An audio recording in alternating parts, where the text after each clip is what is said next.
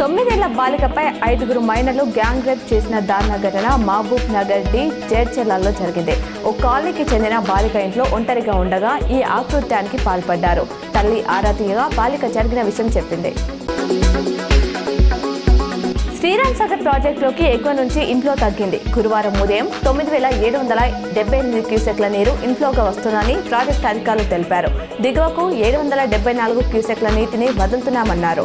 Project పూర్తిస్థాయి నీటి మట్టం 1,091 అడుగులు. ప్రస్తుతం నీటి మట్టంకు 1,077.4 అడుగులు నీరు నిల్వ ఉందన్నారు.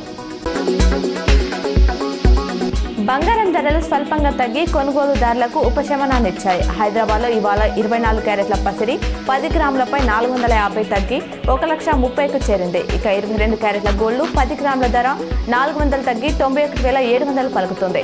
అటు కేజీ వెండిపై రూపాయలు 2,000 తగ్గి రూపాయలు 1,25,000గా ఉంది. తెలుగు రాష్ట్రాల్లో దాదాపు ఇవే ధరలున్నాయి.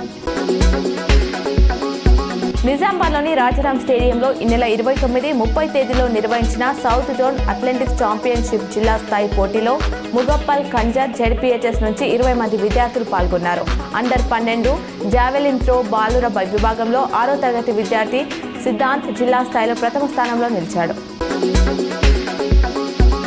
Medchal Shamirpet metro phase 2B project విషయంలో కేంద్ర ప్రభుత్వం పరిశీలిస్తుందని మేడ్చల్ మెట్రో సాధన సమితి వ్యవస్థాపకులు సంపత్ రెడ్డి తెలిపారు.